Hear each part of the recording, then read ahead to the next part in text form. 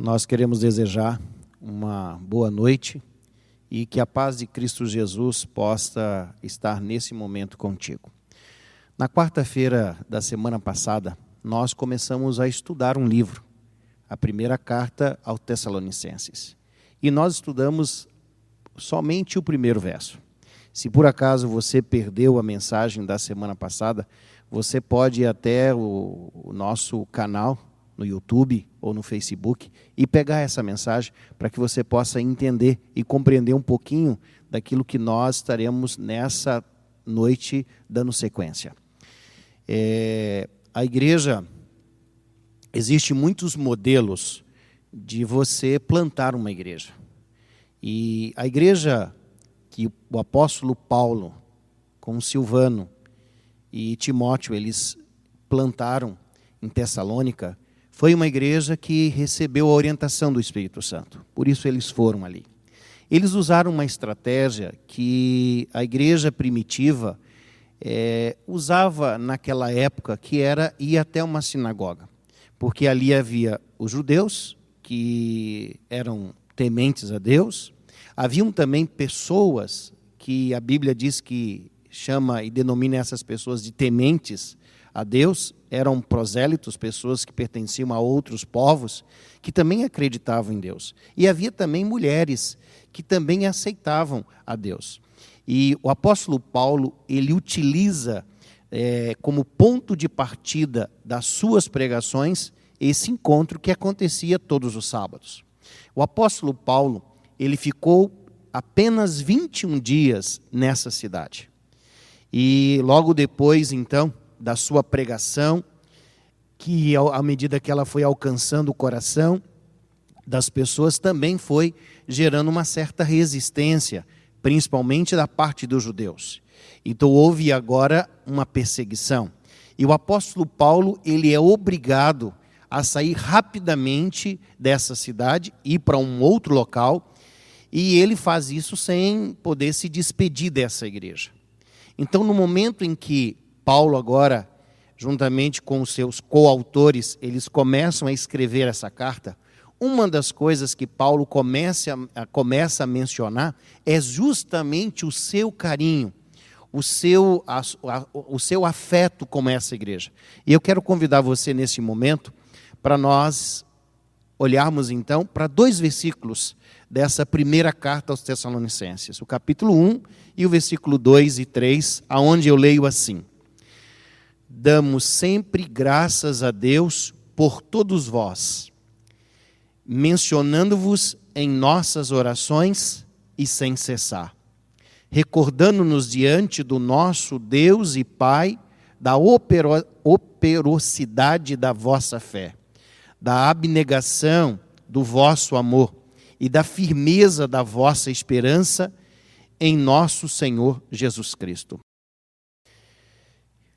Como nós acabamos de ler, nós precisamos nesse momento entender que o apóstolo Paulo, ele esteve naquela igreja e ao sair, sem poder abraçar, sem poder se explicar, no momento em que ele escreve, agora ele apresenta na sua fala introdutória nessa carta, dizendo que ele tinha um carinho muito grande pelos membros daquela igreja. E os membros eram objetos da sua oração. Paulo, com isso, está mostrando que ele não é como um orador comum, que conquista a simpatia das pessoas, com o objetivo, quem sabe, de se beneficiar financeiramente. Paulo está dizendo que no seu coração e na sua mente havia uma proposta realmente com aquele povo e estava ligado com a pessoa de Jesus Cristo, com a salvação. Paulo, ele realmente sofria e ele queria que aquelas pessoas estivessem muito bem. Por isso, Paulo, ele ora por essas pessoas. E assim como pastores, assim como líderes de igreja e assim como irmãos em Cristo Jesus, nós devemos orar um pelos outros. E o nosso interesse pelas pessoas deve ser um interesse genuíno.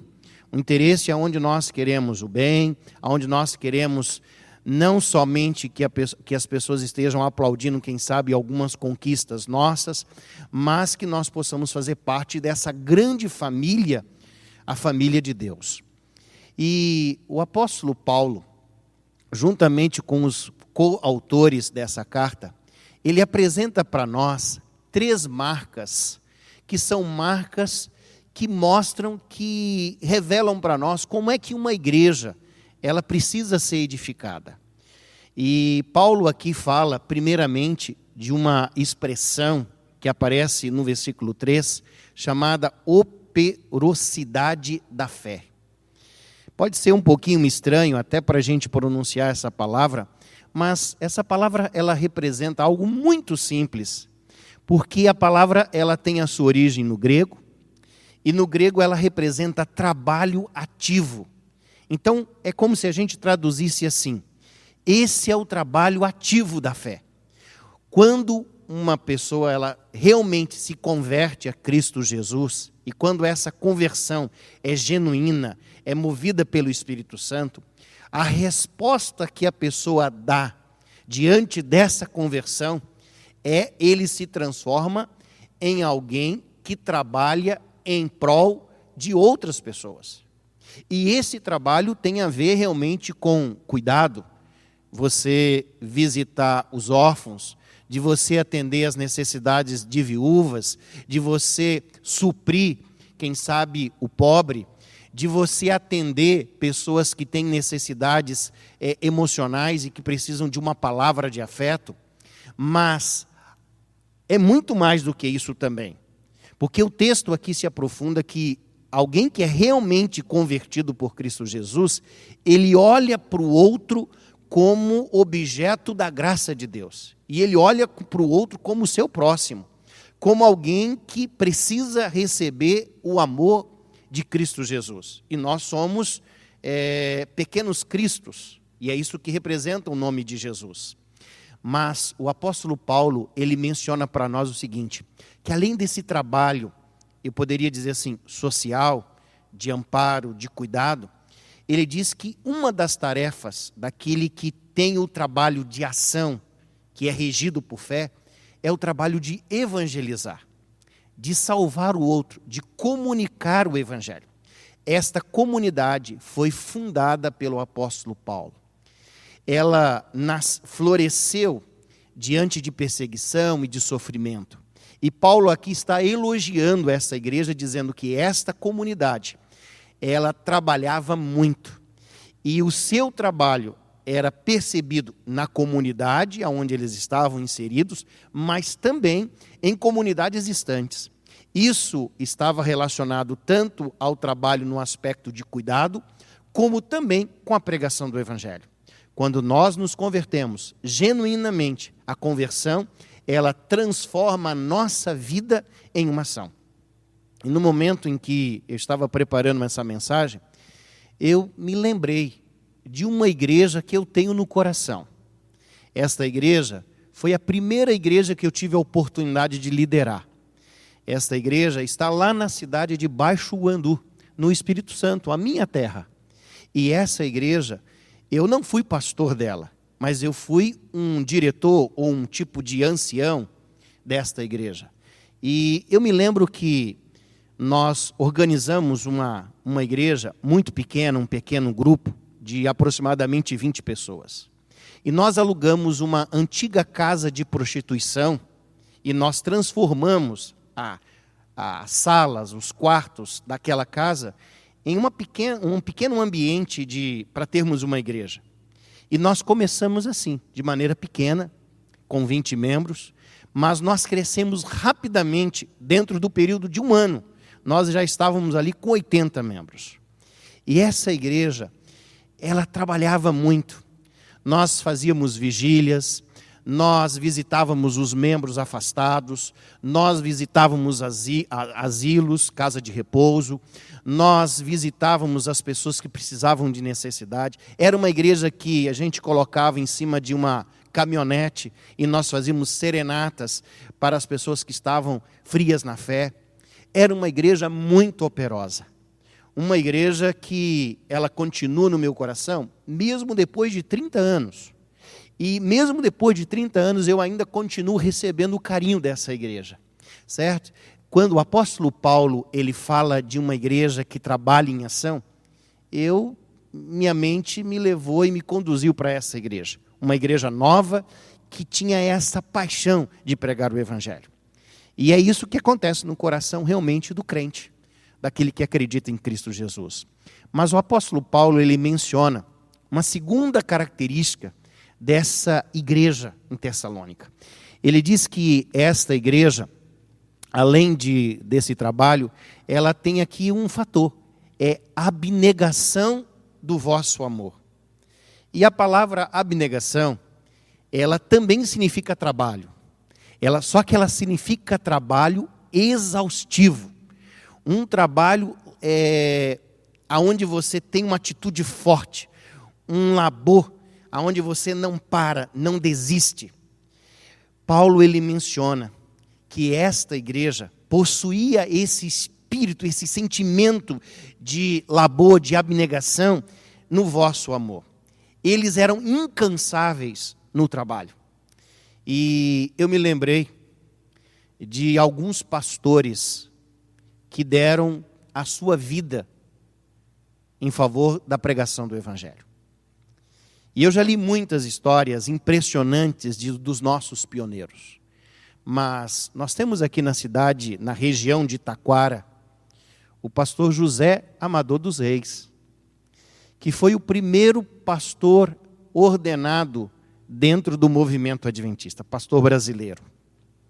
E ele cresceu na fazenda Passos, e um pastor que viajou pelos rincões, pelos vales do Rio Grande do Sul, enfrentando frio, enfrentando, quem sabe, a ausência de alimento. Um pastor que, além da ausência de alimento, do frio, em condições também precárias, e devido à situação que ele viveu, boa parte do seu tempo como no seu ministério, ele acabou adquirindo uma doença, uma tuberculose.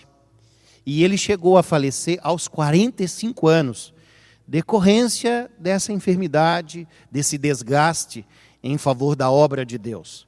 E quando a gente olha assim para a vida do pastor, desse pastor, a sua biografia, nós pensamos assim, morreu bem jovem. Mas o legado, a história, aquilo que ele deixou para as gerações futuras, na realidade é algo assim que não tem como calcular. Então a gente vê o seguinte, que a igreja de Tessalônica era uma igreja que tinha esse labor exaustivo.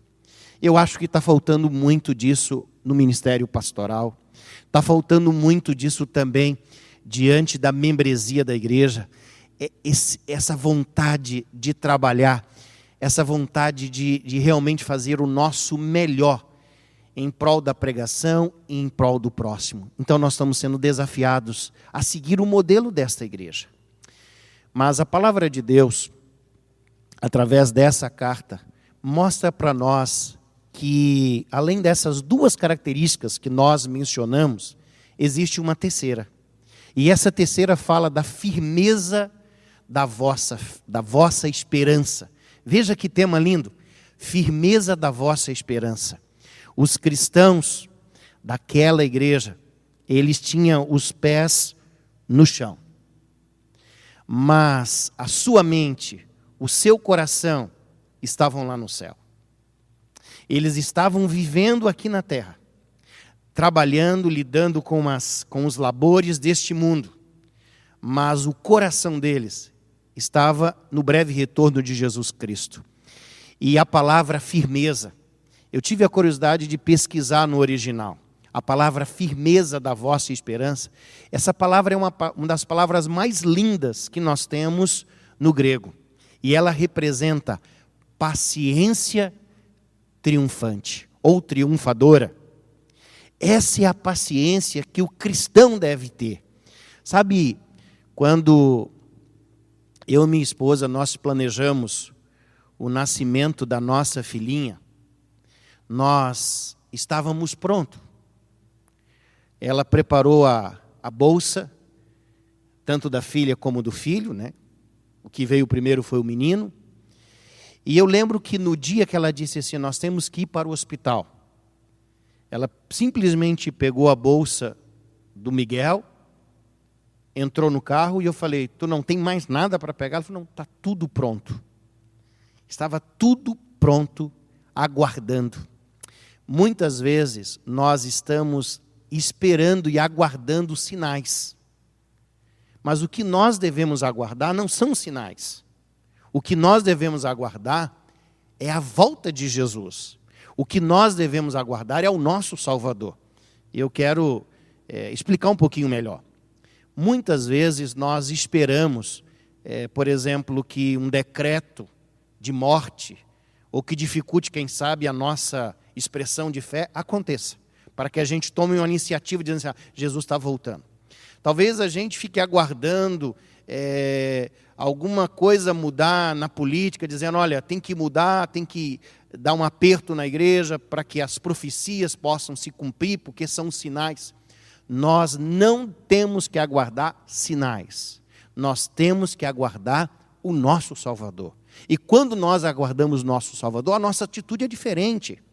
Porque tudo tem que estar pronto. É como o que aconteceu com a minha esposa.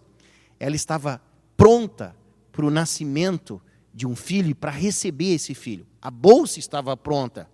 Tudo estava pronto. Era só ir para a maternidade e receber o filho no colo. Eu quero contar para vocês uma história que marcou muito o meu coração. Essa história é a história de um missionário. Ele tem um nome de Jim Harris. É um missionário norte-americano. Ele trabalhava nas ilhas do Pacífico, em uma ilha bem pequena chamada Merique. E esse pastor, ele foi morar juntamente com os nativos daquela ilha. Haviam 26 adventistas, pessoas que haviam se convertido à fé e que aguardavam o Messias. E o pastor, ele menciona no seu relato que tudo ali era muito especial, porque aqueles irmãos eram carinhosos. Eles prepararam uma cabana confortável para o pastor. O carinho dos irmãos era tremendo, o respeito, o entusiasmo. O pastor estava vivendo dias assim especiais. A geografia, o ambiente era lindíssimo. A cor do mar, as palmeiras, os pássaros, os cantos, tudo era perfeito. E o pastor, ele, na sua narrativa, ele diz que só tinha algo que estava fora do tom. É que todos os dias, às 4h45 da manhã, ou por volta desse horário, os irmãos, os 26 irmãos, passavam atrás da sua cabana. E eles passavam cantando, eles passavam conversando, animados. E eles produziam um barulho nesse caminhar deles. E eles iam em direção à praia. E depois de uma meia hora, eles retornavam. Mas voltavam em silêncio. E aquilo começou a inquietar o pastor. Por que eles passam aqui conversando, agitados, cantando, e depois eles voltam silenciosamente? Eu já estou acordado. Será que esses irmãos estão fazendo ali? E aquele pastor resolveu então acompanhar esse movimento. Ele se organizou, acordou mais cedo, e quando os irmãos passaram atrás da sua cabana, ele acompanhou os irmãos de longe. E ele foi em direção à praia. Os irmãos estavam na praia. Todos estavam reunidos, olhando para os raios solares que estavam aparecendo. E eles estavam ali cantando. Eles estavam animados. De repente, aparece o sol. E eles então abaixam a cabeça. E eles olham cada um para si. E eles então silenciosamente voltam novamente pelo mesmo caminho. E passam atrás da minha cabana. E aquilo me inquietou. Será que esses irmãos, como eles vivem aqui numa ilha, estão isolados, de repente eles ainda continuam cultuando, quem sabe, o sol? O pastor pensou que algo assim tivesse acontecendo. E resolveu procurar um dos líderes daquele grupo. E o impressionante é que quando o pastor abordou então esse líder a respeito desse assunto, o líder disse assim: pastor, o senhor não sabe o que nós fazemos todas as manhãs? Nós acordamos antes do nascer do sol. E nós caminhamos em direção à praia. E quando nós visualizamos aqueles raios, nós cantamos e nós estamos orando, aguardando que seja a volta de Jesus. E nós fazemos isso, pastor, há 46 anos. Todos os dias nós acordamos mais cedo, na expectativa de que não seja o sol, mas que aqueles raios sejam os raios de um Deus que está voltando. Sabe, queridos, que história maravilhosa. Um grupo de irmãos, há 46 anos, que vivem de maneira triunfante, perseverante, com paciência, esperando o regresso de Jesus. Paulo, ele menciona 3 características de uma igreja que é uma igreja viva. Ele fala desse labor da fé. E Paulo descreve que essa igreja ela deve continuar perseverando e agindo com muito trabalho no amor, mas fala que essa igreja ela deve aguardar e esperar de maneira paciente a volta de Jesus. E eu tenho certeza que essa é a sua esperança. Essa é a nossa esperança. Por isso eu quero convidar você nesse momento a louvar o nome de Deus e a cantar dessa promessa maravilhosa.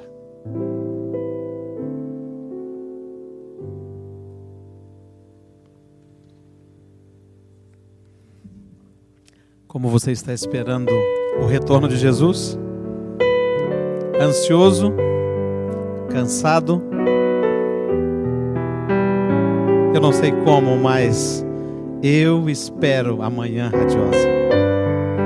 Do nosso inário, o hino de número 149, você terá a oportunidade de meditar juntamente comigo. Vamos cantar juntos? Espero a manhã radiosa, o bendito alvorecer, quando as mágoas e tristezas desta vida eu esquecer. Eu espero muito ansioso meu Jesus aqui voltar. Eu aguardo as boas-vindas de Jesus na praia de outro mar. Espero já muito cansado dos embates do viver, mas quando for passado, galardão hei de receber. Cante dizendo: eu espero muito ansioso meu Jesus aqui voltar. Eu aguardo as boas-vindas de Jesus na praia de outro mar. Espero já muito ansioso o celeste lar de amor, qual um viajor saudoso quero a vinda do Senhor. Eu espero muito ansioso meu Jesus aqui voltar. Eu aguardo as boas-vindas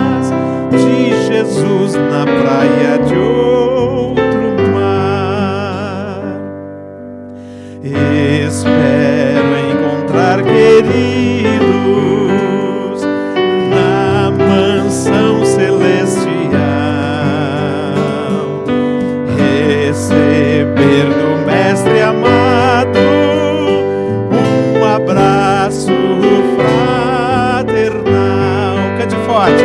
Eu espero muito ansioso meu Jesus aqui voltar. Eu aguardo as boas-vindas de Jesus na praia de outro mar.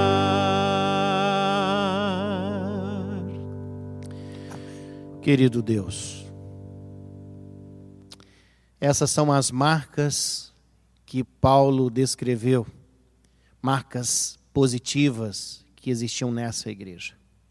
Uma comunidade nova, de pessoas que eram tementes a Deus, que abraçaram essa fé, esse labor, esse trabalho, resultado de uma verdadeira conversão, de uma entrega genuína a Deus. Eu sei que nós precisamos experimentar novamente essas marcas na nossa vida. Nós precisamos de mais labor, mais dedicação, porque nós precisamos mostrar para este mundo a grande face, a grande bondade, a grande misericórdia do nosso Deus.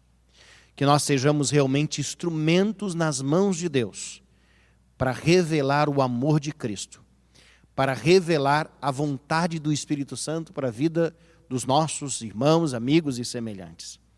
Mas que nós possamos aguardar, Senhor, aguardar essa bendita esperança, de maneira paciente, mas de maneira firme, sem jamais perder o foco do nosso objetivo, que é estar prontos para a volta de Jesus. Nós aguardamos um Salvador, que nós não possamos guiar a nossa vida em cima das evidências dos sinais, mas que nós possamos estar prontos, porque nós aguardamos e esperamos o nosso Redentor.